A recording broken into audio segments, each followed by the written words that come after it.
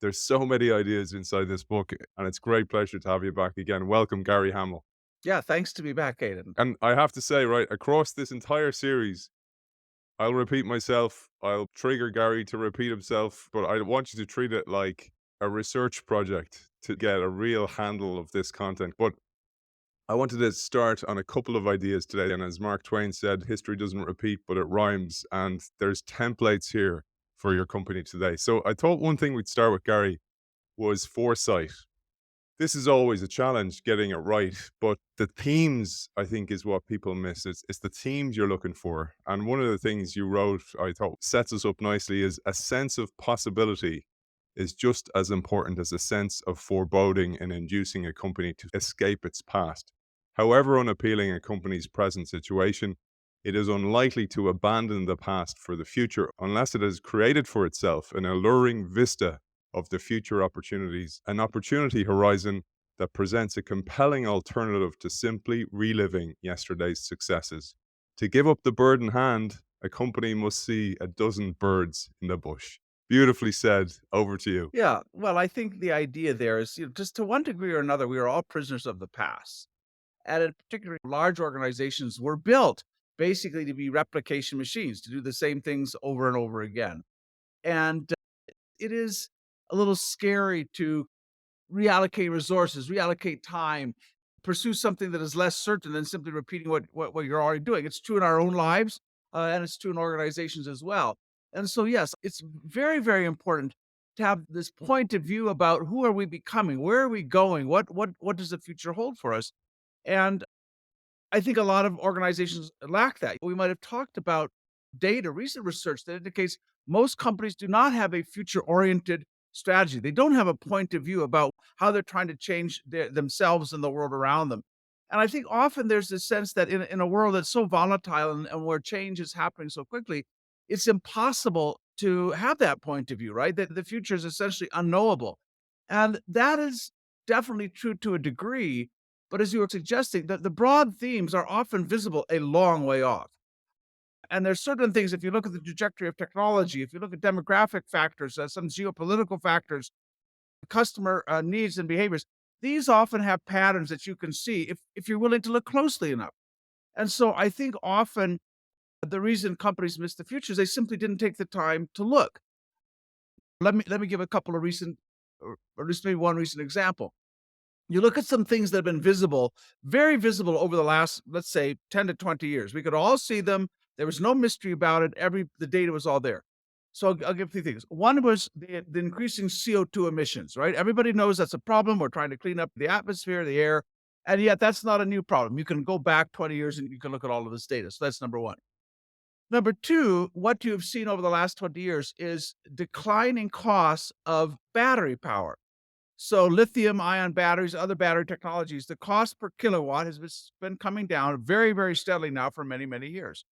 A third thing you could see was the growing power of GPUs, general processing units, computers, the kind of thing that NVIDIA makes. And so that's actually been going at an exponential pace. So you say, okay, look, those are three things seemingly unrelated: CO2 emissions, battery efficiency, GPU. Well, you put them together and you have the possibility of EVs and the possibility of self-driving EVs or semi-autonomous EVs. So why was it in 2012 when Elon Musk introduces the Tesla Model S, the first real commercial EV, what were the CEOs of all the competitors doing? Right? At Ford, BMW, Mercedes, General Motors, and Toyota. They were all paid very well, but it would seem often that you have to pay extra to get foresight from executives, right? That doesn't come with a compensation package because none of them were taking this very seriously. So again, it's not so much about whether you can know the future. It's about whether you deeply immerse yourself, whether you marinate yourself in what's changing. And I think it's a very important exercise for leaders and indeed at all levels in an organization to constantly ask themselves, what are the emerging trends that are accelerating and have yet gone unnoticed or mostly unnoticed by our competitors? So that's not a hard question to ask. And often, though, you can't see the future from your vantage point. If you're sitting mostly if you spend most of your time with executives, with other leaders, with consultants who've all been in the same industry, who are all looking at the same things, you may well miss these nascent trends that are gathering pace. So that's that's just an investment of time. I think also, and stop me, Aidan, if we talked about this before, but I think when things are changing, and particularly when they're changing in ways that may undermine current success, the human capacity for denial is really very substantial. And I've learned that what you see in bedrooms is kind of the same thing in boardrooms in sense of if a relationship goes wrong, right? I can only speak about this from a guy's perspective. I've occasionally told my wife how she's feeling. That usually doesn't go so well. So I never Never, goes never well. goes well. I'll stick with what I my perspective. But if you're in a relationship that's not going so well, at least as a guy, your first instinct is just to dismiss the problem. And you go like, well, all relationships have rocky patches and whatever. This will probably self-correct at some point. I'm not going to worry about it. And then it doesn't. And so you have long periods of silence and there's a certain kind of tension between two people. And so at some point you go from dismissal to rationalization and you say, well, yeah, this is happening. It's maybe a bit unusual, but let me find a reason that is exculpatory where I don't have to deal with the issue. So like my wife has issues. She has father issues or old boyfriend issues or something, but hopefully she figures that out, but it's like not on me. So things continue to deteriorate and now you just have to take a long drive to cool down sometimes and the kids occasionally run for cover. So now you go from rationalization to mitigation. So now I actually have to do something here. Clearly, I can't let this go on. So you maybe find a quiet moment and you go to your spouse, your partner, and you say, "Have you thought about maybe Prozac or something?" Right? And this doesn't go down so well. And so hopefully at some point you move from rationalization to confrontation where you are not confronting her, you're confronting your own part in this. And you're saying, you know what, I'm not very easy to live with. I don't listen very well. I'm not very emotionally attuned. So that pattern of dismissal, rationalization, mitigation, and finally confrontation. Again, you see that in companies. And we talked about last time, I think the experience of Ford around quality a couple of decades ago. But that denial could last a generation. And it's very interesting. Somebody went back and did a lot of research on military history, and one of their questions was, why did it take so long for new technologies or new ideas to gain traction or propagate in armies and navies? And the basic argument was a generation of generals had to die off before something new could be done. Well, you hope that's not true in our organizations, but for that to happen, I think leaders need to spend a significant part of their time. I would say probably 20 to 30% of the time really digging deeply into what's changing, being exposed to it, getting a first person experience and understanding of it.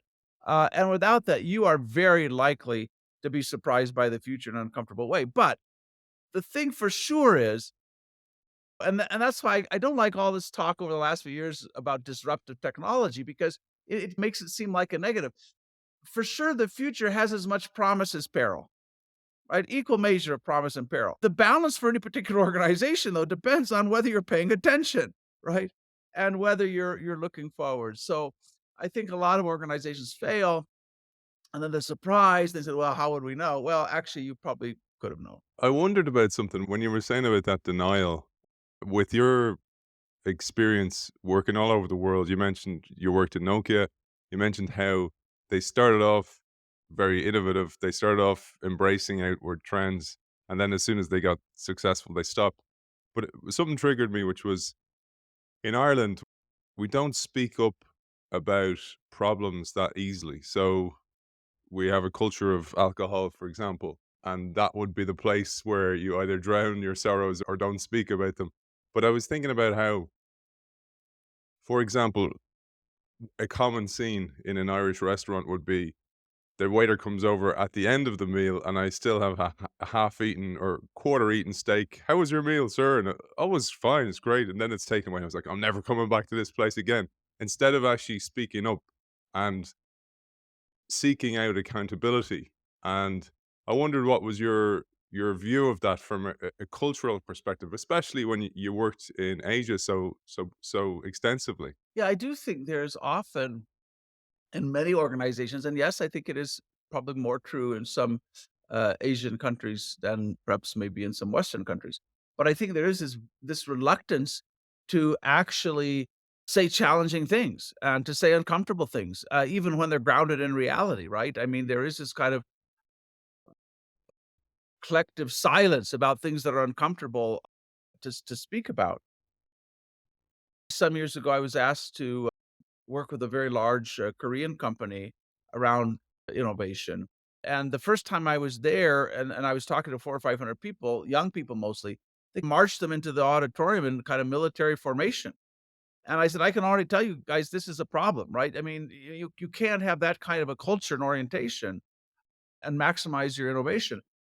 But I think, and I see this even at the highest levels, Aidan. I remember, and I'm going to go back now again quite a ways, but I remember the European consumer electronics industry, the American consumer electronics industry, companies now that really aren't in this business anymore, and some of them don't exist, but Philips obviously still exists as a company, Thompson, RCA, and so on.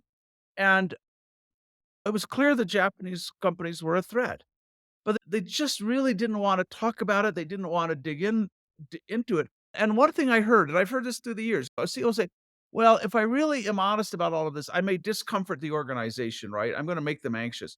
Well, they already know, and what they're anxious about is that you don't seem to know, right? And that you're not taking this seriously enough because they already can see this. And so I see again and again that it's often people lower in the organization who can see the new threats, see the new opportunities, but feel very disempowered to raise that and to ask that. One of the things I think that as a CEO, you really do have to search out the malcontents, right? You have to find the people in the organization who do think you have it all wrong, who do think you're missing things. And it's uncomfortable to go searching for those people and have those conversations. There was a chap, and I'm going to forget his name. And again, this is a few decades ago, but there's a chap at the big American telecommunications company, AT&T, and folks can look this up. You can find it, I'm sure, online. But if you remember back before the internet, the way telecommunication networks worked was all of the software, all of the intelligence sat in these big central switches, and all of the devices we had at the end were completely dumb, right? A phone had no intelligence in it at all. And so the assumption was if you want to add a new feature like call waiting or something, you reprogram this big central switch. So it's a very centralized view of technology. And of course, the goal of AT&T, and they advertised this and talked about it, was building a smart network, right? Having all this beautiful code sitting, running this their big network. Well, one of their internal technologists wrote a paper called The Stupid Network. And he said, in the future, all the intelligence is going to be at the periphery, right? It's going to be out in our smartphones and our PCs and our servers and so on. And the network is just mostly going to be pipes, right? High bandwidth pipes. Well, you can imagine in an organization that prides itself on building and running like a smart network, when somebody comes and says the future is a dumb or a stupid network, that's a fairly provocative thing to say. And I think ultimately this chap left AT&T over that issue. People just didn't want to hear, right? So I think as a leader, you only have so many hours of the day. There's only so much you can understand and know about emerging challenges and so on and opportunities. So you have to listen to the people in your organization that are mostly in tune with this, and also the ones that are likely to be the most critical about like we're missing this or we haven't paid attention to this. So again, not a natural trait for leaders, but you have to go searching for the renegades, the malcontents, and spend time and understand. You're talking to the audience of this show, Gary, by the way, so you'll be prodding at some open wounds in some cases for many of us, but there was something that I just wanted to flag with you as well, is that I know that you've written this content in the time it was written, and that through your work, you've updated a lot of that. I'd love to share those older examples that you share because I think that's the goal, to share where these companies played out. And I loved what you wrote here about IBM. You said many times what are described as today's implementation failures are really yesterday's foresight failures in disguise. IBM's fat overheads were manageable when computers carried the gross margins of illicit drugs. IBM's overheads threatened to sink the company when computers became commodities with the margins of canned vegetables. An IBMer in the early 1990s might well have argued, it's not a vision we need, it's a lower cost structure and faster development times. To this, we would answer, of course you need to reduce costs. Why didn't you begin working on the cost problem a decade ago? Why did you so dramatically underestimate the downward pressure that open systems, clone makers, and the convergence of computing and consumer electronics would exert on margins? Many IBMers' operational failures in the 1990s would be traced back to foresight failures in the 1980s. That is gold because that same thing happens and people forget. And I was telling you one of the biggest challenges and one of the drivers of doing the show is that I know people struggle to read extensively because a book like this you don't read, you research and you study. And I'd love you to share your observations on that exact theme and how it repeats time and time again. Yeah, I think I probably have almost an endless list of examples, Aidan, of organizations that have done this exact thing. And that's why at some point you realize that this is a pathology, right? You can't blame an individual executive or executive team. I think that would be unfair. You have to look deeper and say, how are organizations structured in a way that it makes them blind to the future, innovation phobic? And we'll get into this a lot when we talk about maybe some of my more recent work. But again, I see this pattern again with enormous consequences. You go back, and I'll try not to repeat this story at some future point, but it's a super important one. You look at what happened to Intel, which was by far the world's most profitable, most capable semiconductor company. And I spent quite a bit of time in and around Intel maybe a decade or more ago. I met some of their research fellows, and it was a super, super amazing organization. But at a very critical juncture, probably around 2006, 5, 6, Steve Jobs comes to the then CEO, Paul Otellini at Intel, and he says, we're going to make this new device. It's called an iPhone. And we need a new kind of chip for it that's very powerful because this is basically a PC in your pocket, but it has to have very low power consumption because it's going to run on batteries. So it's going to need probably some new architecture, some new design, some new work, and so on. And Otellini says, no, it looks like so he it like and I don't know what was in his mind, but I do know how he defended that decision years later. And he said, "At the time, it was impossible to know that this would be the success it was." I'm very suspicious of that because I saw one of the very first iPhones, one of the very first phones that came out, and I'd taken it to the UK with me on a trip, and it wasn't yet available in the UK, and I showed it to some journalists that were interviewing me there. And these guys started giggling like they were 6 years old, right? Because you could scroll and all this. Now we just take it for granted, but it's an amazing thing. And of course, even by then, by 2005, 6, the mobile phone is already the most ubiquitous device in the world. We're making more than 1 billion of them a year. So if you say, I'm going to take the most widely sold available electronic device, I'm going to make it like almost infinitely better, like, why do you think that's not gonna be a success, right?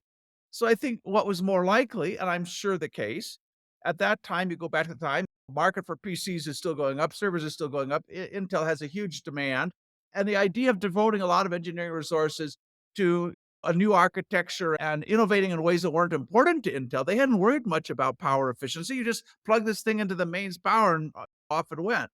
So I'm sure that was much more the challenge. But I also have very little doubt that if Paul Otellini had asked a bunch of young people under 30 at Intel, "Hey, should we do this?" They would have said, "Damn right. We want to be in front of this." So it's very, very hard to see the future from the 40th floor. But if you talk to young people, if you're out on the fringe, if you're looking for the chance to be surprised, you will see it. But I think again, you just see that kind of myopia pretty much everywhere, and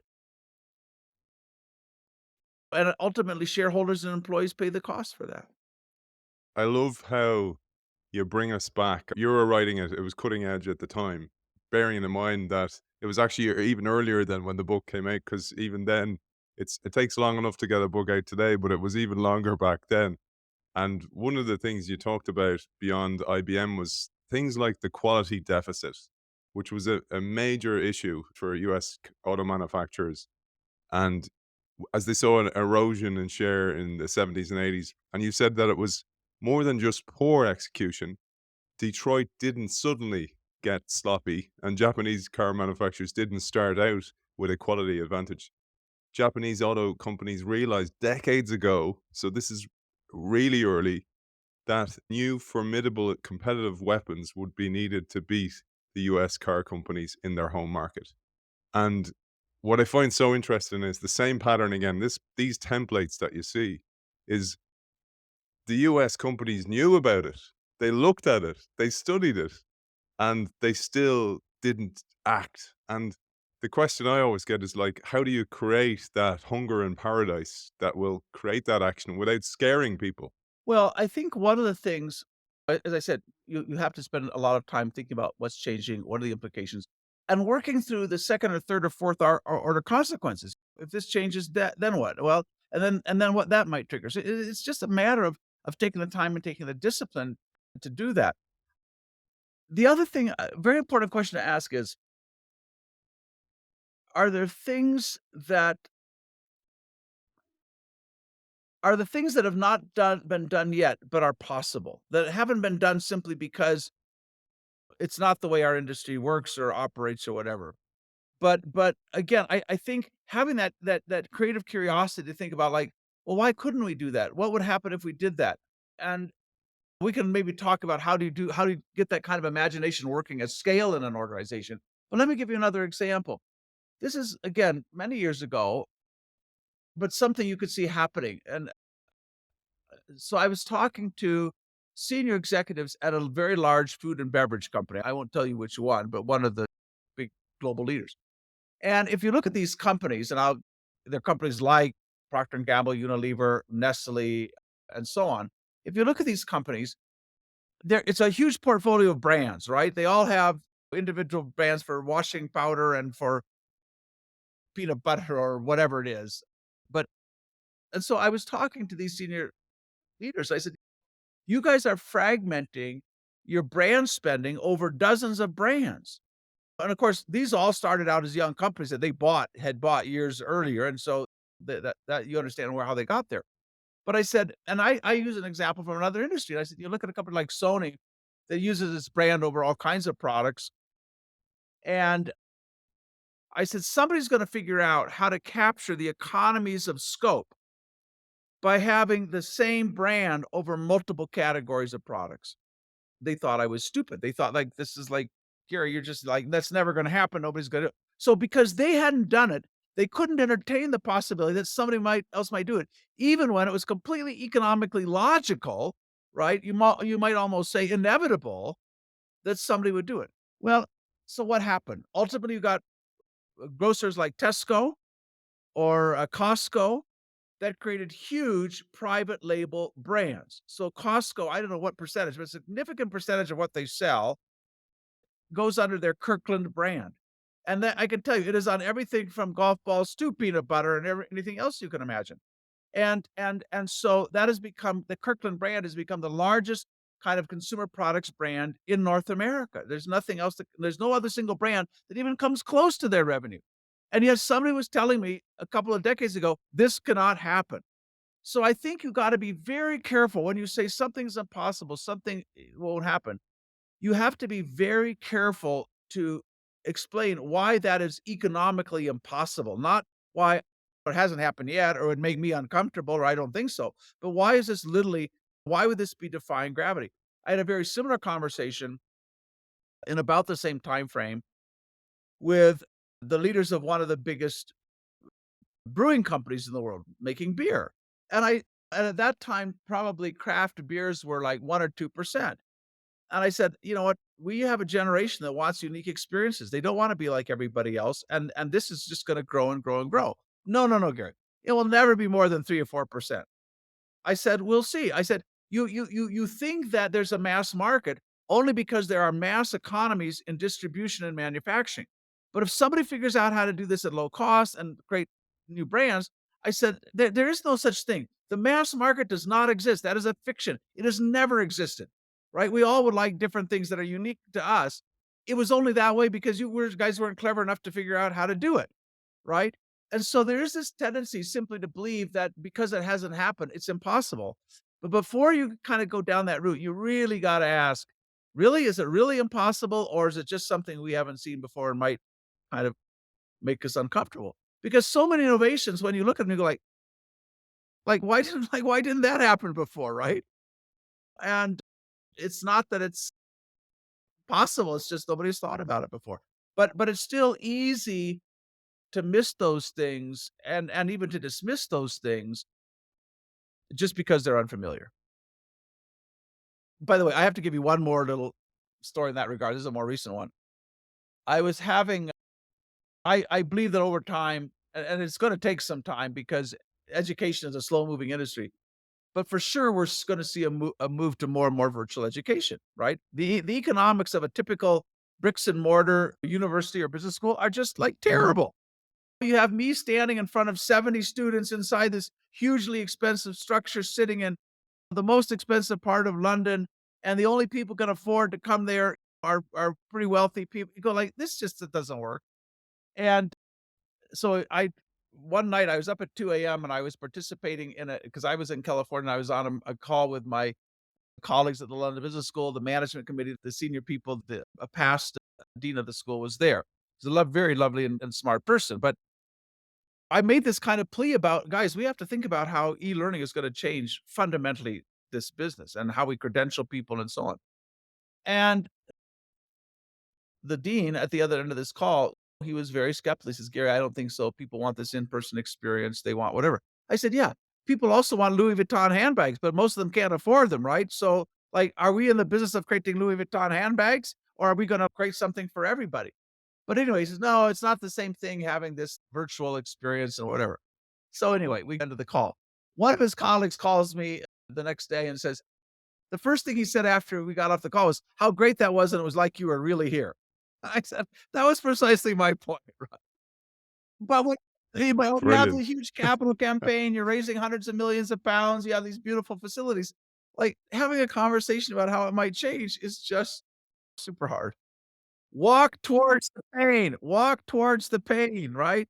When the future looks hard and it looks difficult, walk towards the unfamiliar, right? I mean, that just has to be a mantra as a leader that you, like, keep inside of you. And in life, that's where growth comes from. It's from the difficulty. All the wisdom that came from the East is all about this stuff.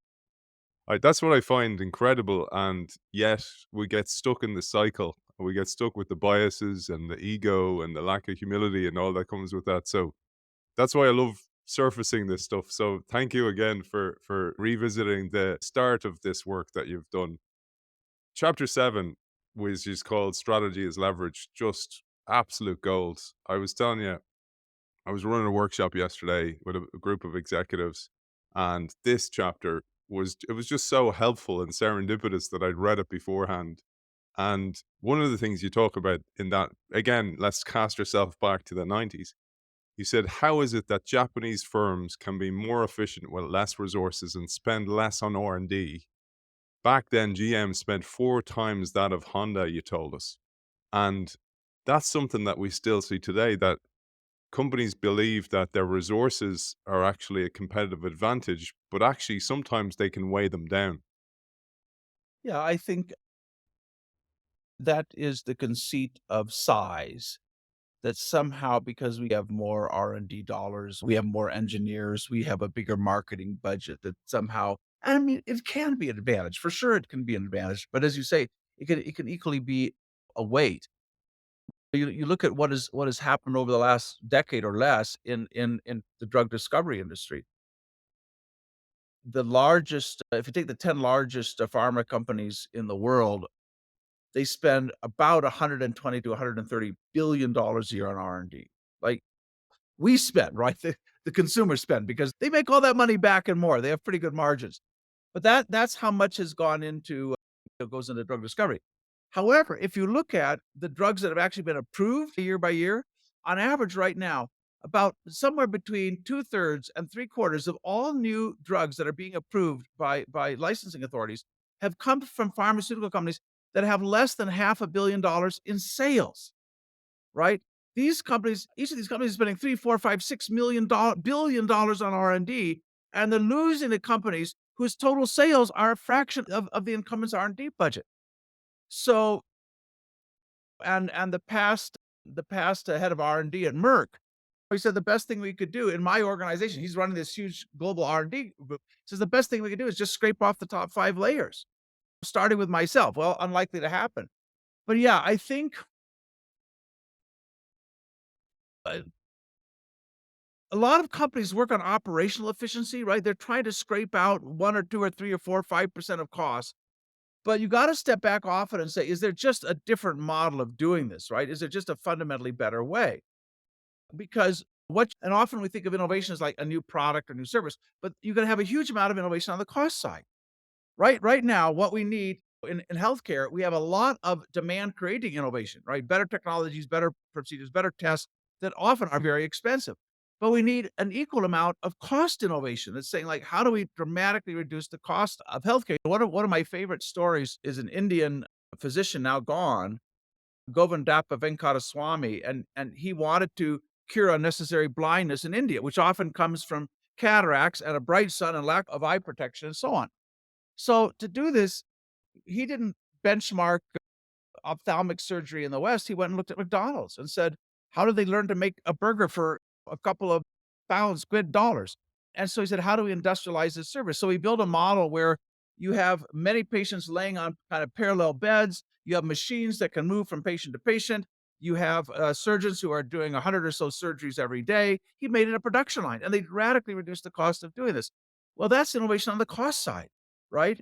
And so now they can do a cataract surgery for about $35, which is a fraction of the 1800, 2000 be in the US. So, yeah, I mean, you gotta think on that side and be not just asking, "How do we take another few percentage?" But, "Is there a way of fundamentally changing the cost structure?" And if there is, and you're not exploiting it, somebody else will. That is such a brilliant case study, because one of the things that comes up for me a lot in workshops is, but our product is the product. How can we reinvent or innovate around that? And that's your point. You can reinvent every different aspect. You break it out and you look at every different aspect of it, including how you produce it. And there's a great line here in my notes. I wrote down above it, harvesting and not sowing. And you wrote, a company needs to reduce the book for a given bang rather than increase the bang for a given book. Therefore, denominator driven corporate restructuring programs are more about cutting resources than leveraging resources. I thought that was just such a relevant line in the age of AI, where companies are employing AI now to lean out their operations, optimize their operations, but they're not reinvesting again to create that value that you talked about. Yeah, I think almost always when new technologies come along, we use them, first of all, just to incrementally improve what we're already doing. And we don't really work to see the revolutionary potential in that technology. And I suppose, and to some extent, that's understandable, but that is why these new technologies are available to everybody, and they're not that mysterious, and you can everybody can use them. So you end up asking like, well, why is it normally these young upstarts that use these technologies most creatively, right? Whether it's in fintech and digital banking, whether it is in healthcare and biotech, whether it's in publishing and it's Amazon with Kindle and so on and not I mean, why does that happen? And I think that, again, we become prisoners of the familiar. We cannot step outside that existing business model.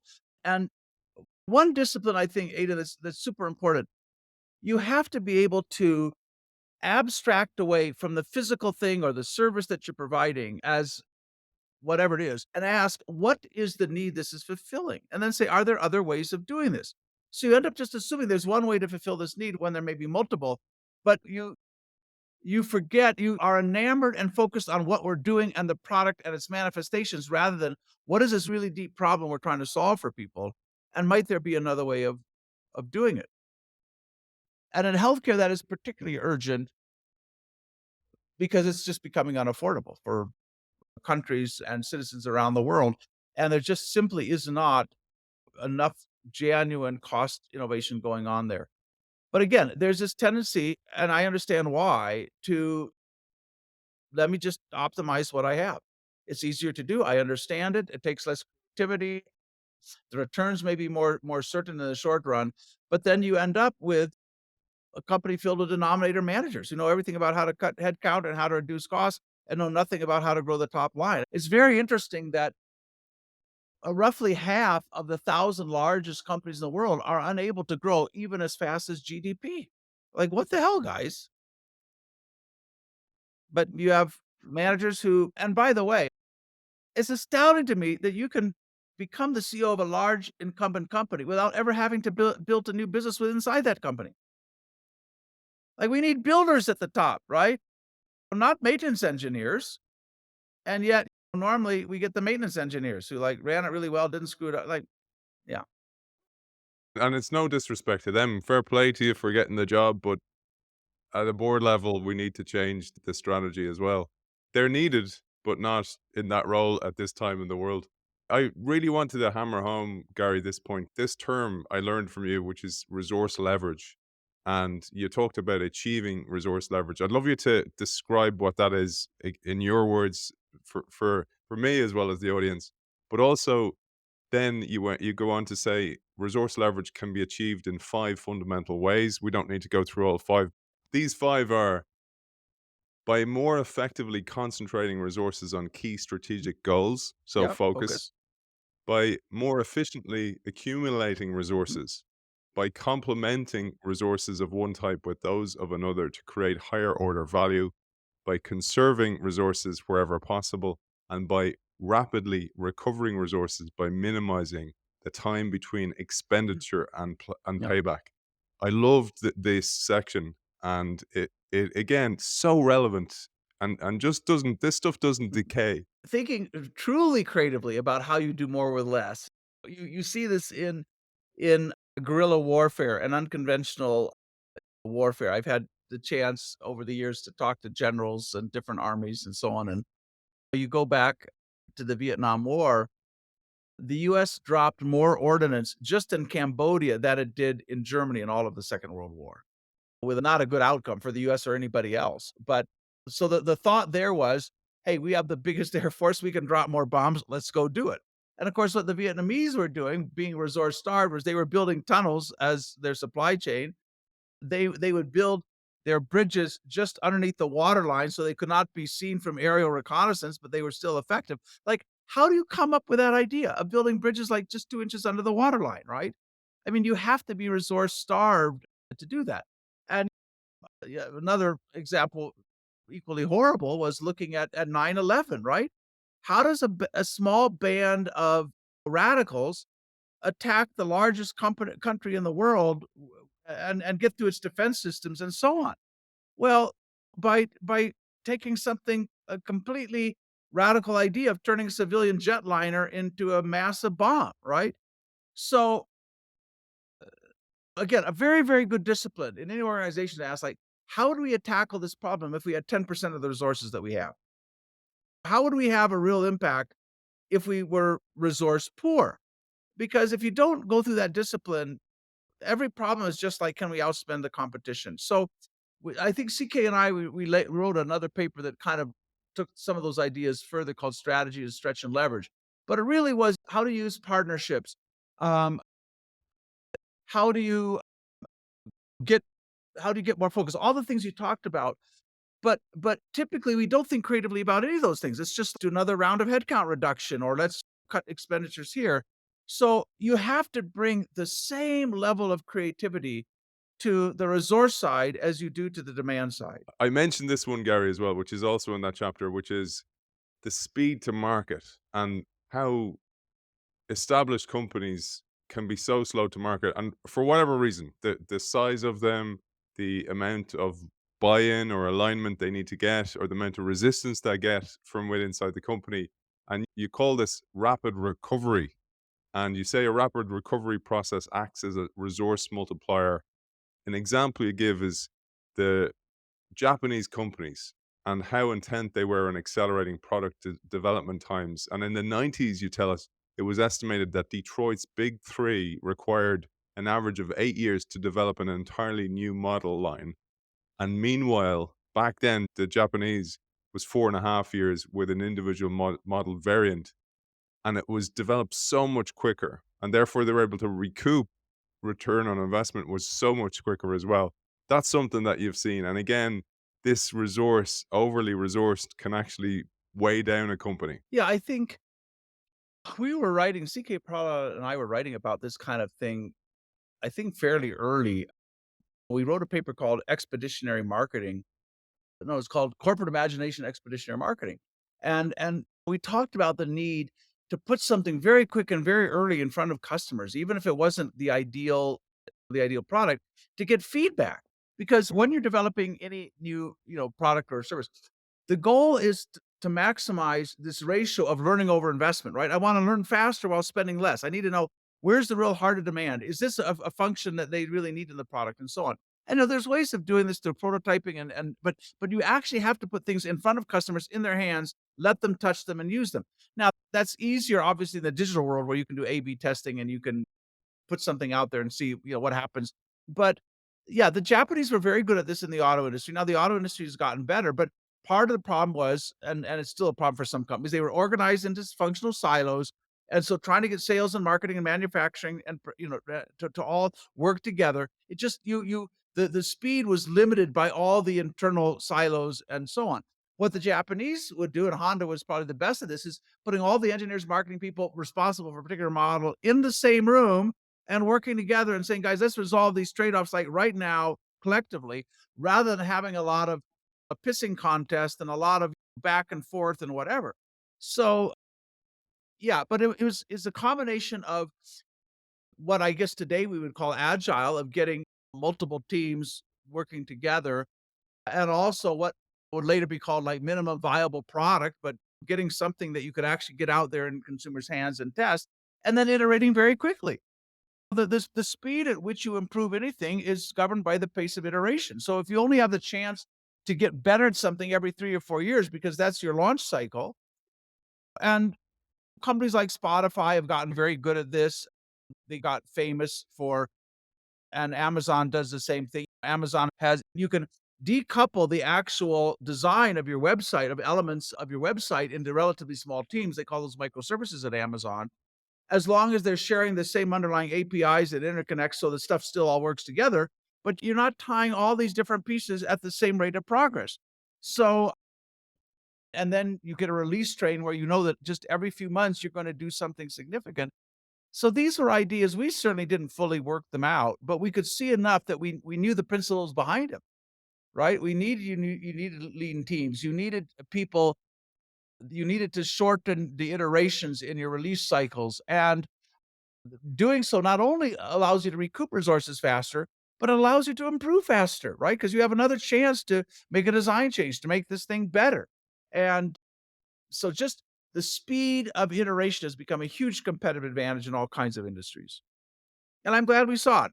And by the way, I'll share something in a little while as well, where you actually predicted the mobile phone. I don't know if you remember that, but you you did in this book as well, which was I'm sure you wrote this in 1991 because it was published in 93, Yes. so it was early, man. So I'll come back to that in a moment, but I wanted to share a table that you have in the book, and again, I just think it's so valuable and so relevant today. It's the aspects of resource leverage. So I'm sharing it on the screen for those people who are watching us on YouTube and Spotify video. So you'll see it, but we'll have a little bit of empathy for those people who are only listening to us, Gary. Maybe you'll pick out some of these things that you feel are most relevant today or most show up for you today. Well, I certainly think that first one about building consensus around goals is super important. What I often find at the top of organizations is really deep divides, almost like holy wars over what new technology or what new market should we be focusing on. And so you don't really get fully committed to any of those things. Or worse, you you have one division who's really passionate about this, another division who's uninvolved and doesn't care. And so if you run into a problem, it's like, well, it's that division's problems. They're the ones who want to do it. That's their thing. But it's not a collective commitment to making sure we win in this space, right? So I think about companies like IBM and Oracle and others who were very slow to get into cloud. How is it that Amazon and Amazon Web Services became a leader in cloud computing? I'm guessing probably all the things we've talked about. It was something new, it was uncomfortable, it was changing the business model and so on. But I'm sure there were huge debates in all those companies. Is this serious or not? And if that debate doesn't get resolved, you just open the door for somebody else. So I think, that now at the same time you're trying to get consensus, you got to keep an open mind and you got to be out on the fringe and exploring and testing new things that may not be part of that vision. But by golly, the top dozen people in a company need to be 100% united on where we think our big opportunities are. And if that doesn't exist, you are absolutely going to fragment your resources. You're going to be slow and so on. The learning thing about using the brain of every employee, we'll come back to that for sure. This is one of my deep and enduring passions. But the fact that Toyota and the Japanese competitors were teaching employees how to do statistical process control and Pareto analysis and identify quality problems, giving them the power to stop $1 billion production line. I don't know at the time we wrote this book exactly where Toyota was on this, but I know they get more than 1 million suggestions a year from their employees for improvement. And most of those are not mere suggestions. There's experiments those employees have run and tried something and now are reporting on what we learned. So again, the pace at which you can improve is largely governed by how much of the intellectual capacity of your organization are you using? And so that I think is the borrowing thing, again, I think is can be very important. You look at Microsoft's success with the PC. Again, now we're 30 years earlier from cloud computing, but why did Microsoft end up controlling Windows, right? And they leveraged IBM's resources. They went to IBM. They said, "There's this new thing called the PC. We'd like to make the operating system." IBM said, "Fine." Thinking that, well, at some point we'll push Microsoft out and we'll control the operating system. Now, today, of course, IBM is out of the PC business, but at that time, Microsoft figured out how to leverage the global scale and the global reach of IBM, which was the largest IT company in the world. So that gave them huge leverage. In the same way, a lot of Japanese companies early on, and today Chinese companies, started making OEM products for others and learned thereby and increased their own competence. And then one day came into these markets with their own brands. So again, looking at how do you do more with less? How do you leverage the resources of partners? I would encourage people, yeah, to go back and look at this. And then for each one, say, how does it apply in our industry? How does it apply in our organization?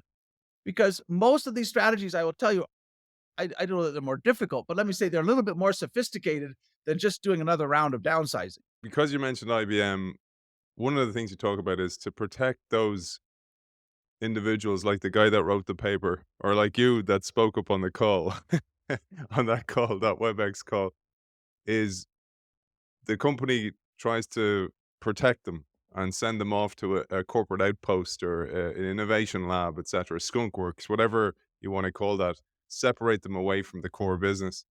And you mentioned IBM did this to create the computer, but then there's the problem of trying to reverse it back into the company again and it being rejected like a bad organ transplant.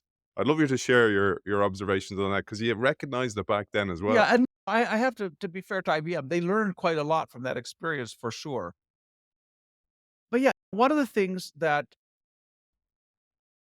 a lot of consultants and academics have said is that the only way in a large bureaucratic organization to innovate is by creating a specialized unit that is protected from the rules and the budget cuts and so on. And I have a certain sympathy for that because you certainly, if you're doing something new, it does have to have some dedicated resources. You can't starve it. And what you could often see happening in these large companies is, well, let me tell the story this way. What was interesting to me is when I'd go to a company and go to the senior team and say, "How did you guys possibly miss this?" They say, "Well, we were working on this, right? We had a young team 4 levels down that, yeah, like we were actually ahead of this." I go like, "Well, what the hell happened?" Well, there was some kind of a budget cut or reprioritization, and that thing got killed. Well, the problem is that no alarm bells went off when that thing got killed. It was like 4 levels down, it was sitting in one division, and so if you don't have that shared point of view at the center about why this is so important, it's very easy for that thing to be to be killed, and that would happen. So, it wasn't always that the the existing businesses weren't innovative and trying to do new things. They were, but unless you understand why those are so strategically important, and one of the dilemmas in large companies is they tend to define commitment by resources. So I often ask leaders like, how would you know if your company was really serious about opportunity X or problem Y? And the answer is we'd have a lot of people on it, right? We'd be spending a lot on it. I go, that's a really bad answer because the way you want to measure commitment is not spending, because it's very easy to overspend on these new things and spend too much too quickly and get the spending in front of your learning. The way you have to think about this is strategically, why is this important to us? And then how do we minimize the amount of money it's gonna take us to make a success out of this? So, yeah, big companies fail big because they can, usually, not because they have to. So, if you lack that point of view at the center about why is this thing gonna be really important, it is very easy for it to get sacrificed at some point, and nobody knows. Then 10 years later, you go, "Didn't we have a project on that? Like, what yeah, what the hell happened to that?" Because there was no strategic focus on it. So recognizing that problem and recognizing how even great ideas could be killed in the cradle and nobody would notice. This is the idea, like, let's set up these incubators or these accelerators, whatever you call them, and we'll make sure they're protected and so on. And Google has one and Walmart had one and pretty much and we've studied lots of them and almost none of them have made a big impact because first of all, you have to ultimately grow something very big.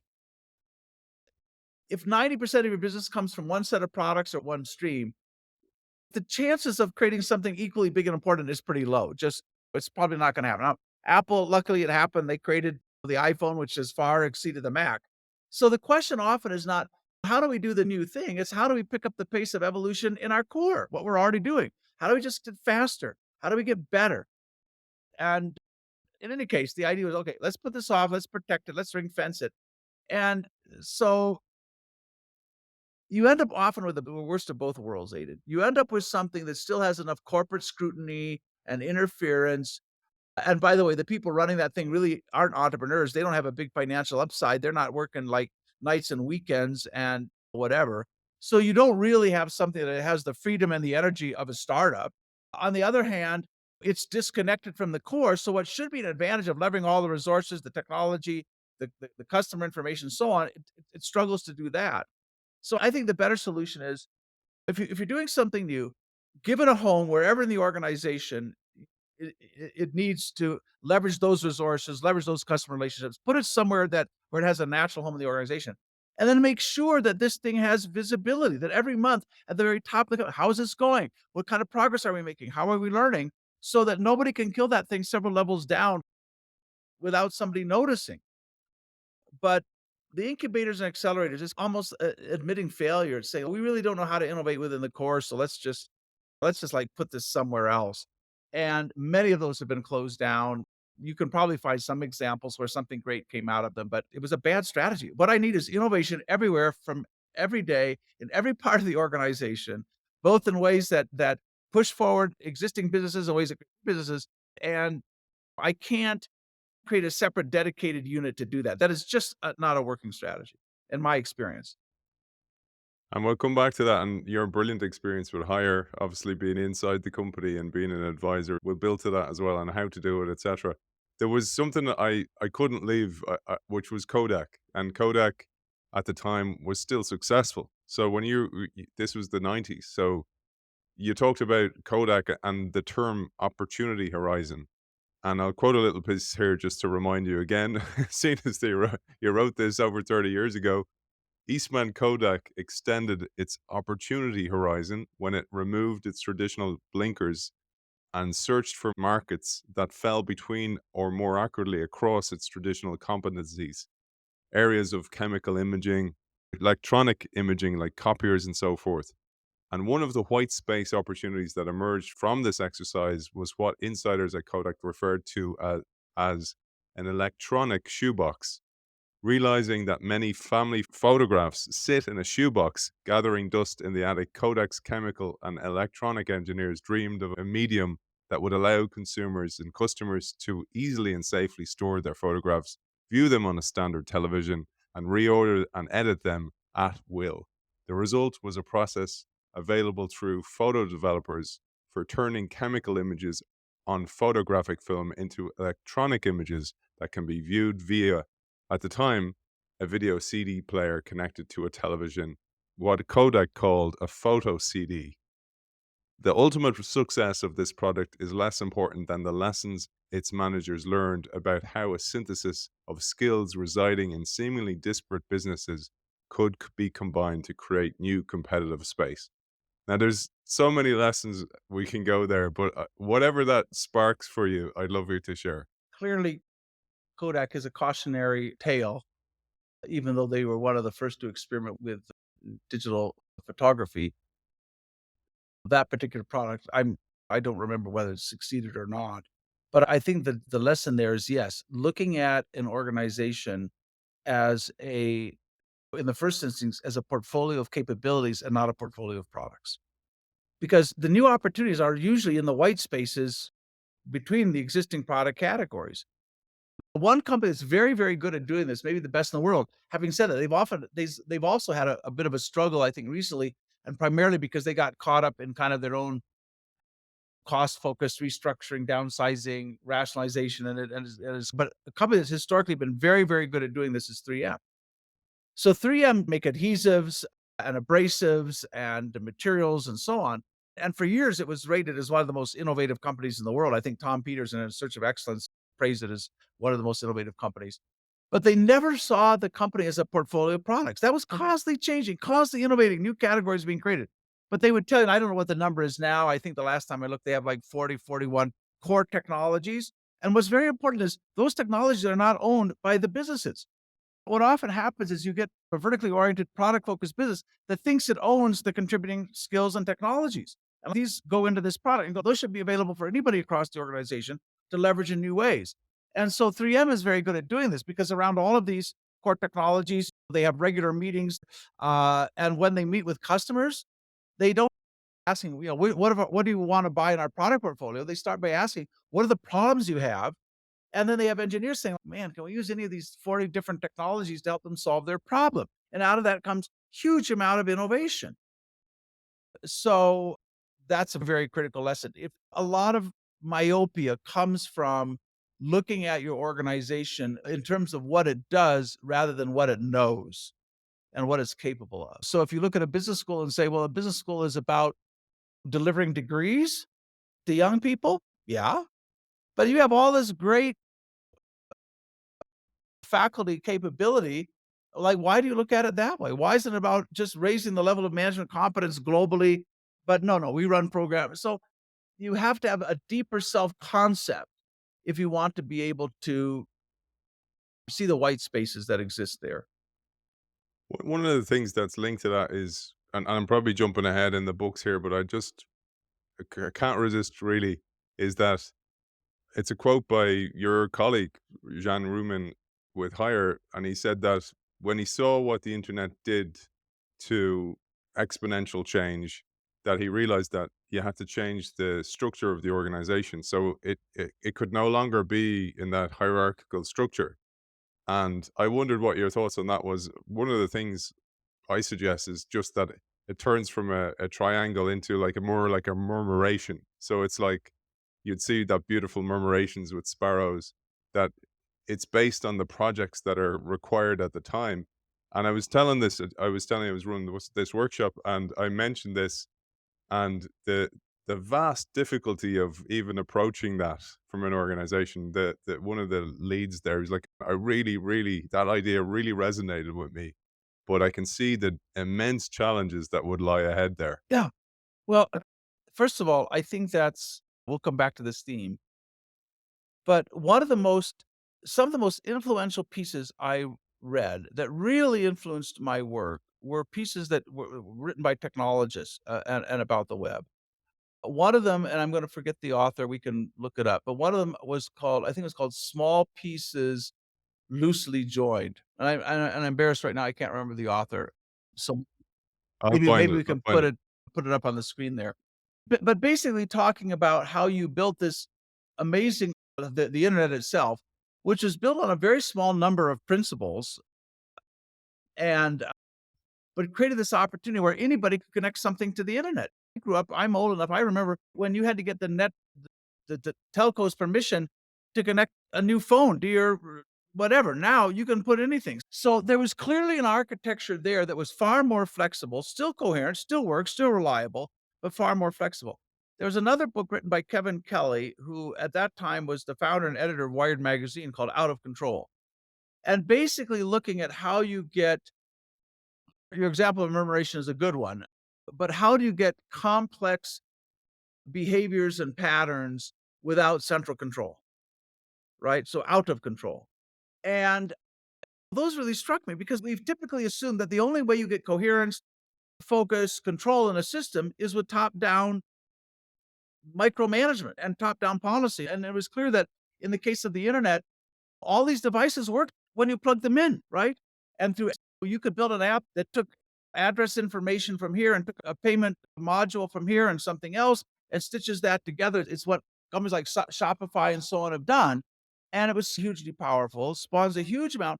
And it was based on an architectural idea that was just absolutely counterposed to what we see in management. And so in the future of management, I talk about that, and I talked, and that was the book that I think captured Zhang Rumin's attention, or drew him to me, I should say.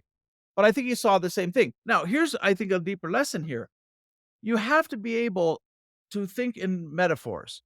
So if you look at the internet, you say, what does that have to do with the organization? It's all built on technical standards and so on. But you look at it as no, it's a way of organizing human activity. And we're also running an organization. We're trying to, what do you learn from that, right? So I think this is one of the gifts of Jacques Rumin and of every innovator. They can look at something that on the surface seems very dissimilar, but then they look deeper and they say, is there some architectural similarities? There's something here that we can map on. What is a metaphor? So the metaphor is maybe we need to think of the organization as a network, right? Not as a hierarchy. So that now that's becoming less and less a radical idea, although very few companies have taken that thing anywhere close to being serious yet. I mean, to really seriously think about that. And as your client or your friend said, yeah, it's going to be difficult. That's why it's taken higher 15 years to really bring this idea to fruition. By the way, it didn't take them 15 years for the thing to start to have a payoff. It didn't take 15 years of big losses, but you just had to work at it and work at it and work at it. So I think that, yeah,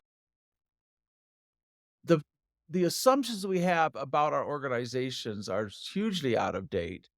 And often technology can point us towards like an alternative way of thinking about this thing. But only if you're willing to like constantly think, here's something that's super, super different from anything I've thought about, but how might it apply? I don't know if I think I mentioned this before, but I've read a lot of books about evolution and about how, and of course, there's a great debate now, not among creationists and evolutionists, but between evolutionists on how we got the level of complexity we have so fast, because mutation by itself does not seem to be enough to have gotten us here. So there's a lot of interesting dialogue going on. But it seems that in nature, there's a lot of pre-adaptation. I think I mentioned this last time. And so you're experimenting and building things that may not be immediately useful, but are useful later. So I think you even look at nature, you go, okay, where's the metaphor that I can use here? What do I take out of that that would be helpful to me? So that's a huge part of the creative process of looking at things that are very dissimilar and saying, is there some metaphorical level connection that helps me think in new ways about something very familiar and very traditional? Because I will tell you, and you cannot, innovation always requires you to go to unusual places, always, right? And if you're not out there on the fringe, if you're not reading books of philosophy, if you're not learning from other domains, you're going to be stuck. Beautiful. I loved when you said that, you mentioned pre-adaptation, and to your very point, I was reading about epigenetics and interviewed this guy, Brian Diaz, and he did this research on rats that pass down fear from generation to generation. So you can make them fear the smell of cherry blossom and pass it on from generation to generation. And I stumbled upon the story of how the monarch butterfly migrates from Canada down to Mexico, and it comes to Lake Superior and does this crazy turn, and researchers like, what are these guys doing? And the journey across Lake Superior alone is exhausting. Why are they taking this unnecessary turn? And it turns out that there used to be a mountain there, And over years and years of of evolution and erosion, in this case, the mountain's no longer there, but the generations learn this junk, this junk adaptation. That so it works both ways as well. And I thought about how relevant that is to organizations having rituals and mindsets that they carry on that are no longer relevant. Yeah, yeah. No, I think it's it's it's very important in any organization to be able to distinguish habits from principles or habits from values. Because we get a set of habits that, as you say, get handed down and become reflexive that may or may not be creating any value anymore, but there's just the way. And if you don't occasionally step back and look at everything I am doing and say, like, okay, is this just like a habit, or is there like some fundamental logic? But yeah, in fact, I think we use this example in one of our books, and it's probably apocryphal. I don't know if it's even true or not. I hope it's true. But of uh, some monkeys in a cage, and there's some bananas at the top of a metal pole, and the monkeys scramble up, and at some point you get an electric shock before you get to the bananas, and you scurry back down.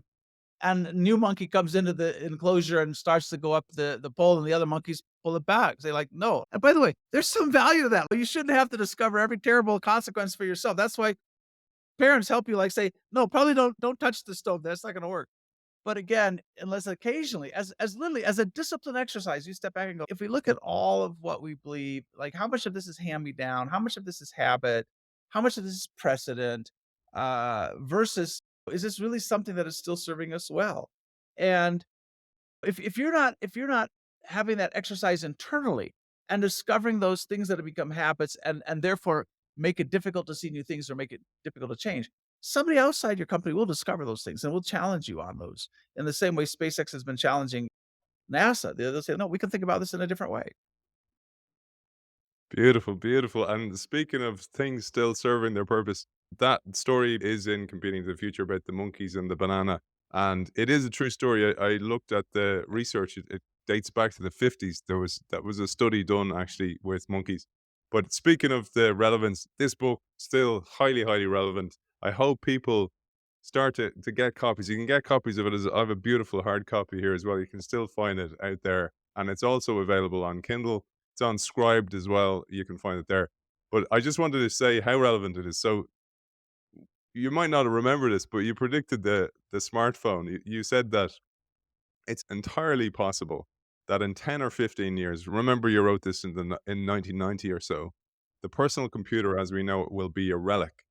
Having a PC at home is a hassle. Anyone who's had a hard drive crash, who's ever gotten a message that the computer doesn't have enough memory for a particular task, who's struggled with a Byzantine installation processes for a new piece of software, the days of the disk, of course, or an expansion card, or who's worried about what would happen if a thief made off with a whole kit and caboodle in the middle of the night, knows that there are certain drawbacks to CDs before the cloud as well, by the way. But what if there was an information utility? Instead of carrying an electronic organizer or cellular phone, one would carry what you called an info port, a small device replete with a screen, telephone link, and data input device, stylus, keyboard, or microphone. The info port would connect our happy user to his or her own small corner of the AT&T network or British Telecom or Bell Atlantic. In that little corner would reside all the user's files, quite safe from the neighborhood cat, burglar, electrical surges, and other dangers. Anytime a new piece of application software was needed, it could be easily accessed. That is foresight. Yes, I guess the App Store too is in there somewhere. But again, it's not hard to do this if you can step back and you say, "Okay, let me not think about the specific technology, but like, what is it gonna allow us to do? How might that supplant what's already here?" It's not as hard as people think. I gave a presentation, and I wanna say this is probably about the same time frame because when the book came out, I got invited to speak at IBM, and I got quite close to IBM for a while. And I remember giving a presentation there called "Information as a Utility." And the analogy I said is, again, it was like having the PC or whatever. I said, none of us have electrical generators sitting by our houses, and except for maybe emergency. We just depend on the network. So, like, why? I said, one day all this information is going to reside in a network somewhere, and we're not going to be like, all, and so that was years before cloud computer, but it wasn't. You could just like, and again, that was a metaphor. That was an analogy. Here's the electrical network, right? here's whatever. And so again, learning how to think by analogy, looking outside of your own industry, thinking about not products and services, but the deep needs and functionality. It's not hard to put these pictures together. It really isn't. But it's maybe in one of our dialogues here, we'll talk about how do you get better at it, how do you teach people how to do it, because it's a skill that can be learned. And I think one of the main ingredients, as you identified, is time. You have to assign the time. And if you look at your diary, if you're a leader of an organization, there's very few people assigning enough time to the future and thinking about it. And again, as I say, Gary's books, we're going to cover them over the next few weeks, and I'm very grateful for that. I'm getting a unique and very privileged opportunity to do this with you as well, Gary. For people who want to find you, reach out to you, where's the best to You find can you? find me at GaryHamel.com, LinkedIn, and X. You can find me there, Prof. Hamel. And if you get a question or something that you want to know more about, you're welcome to email me. I'm Gary Hamel, just the name, at managementlab.org. And Gary travels extensively for keynotes all over the world as well as consultancy. So reach out to him for those services as well that he still provides brilliantly. Gary Hamel, author of Competing for the Future on this instance and many more. Thank you for joining us. My pleasure, Aidan.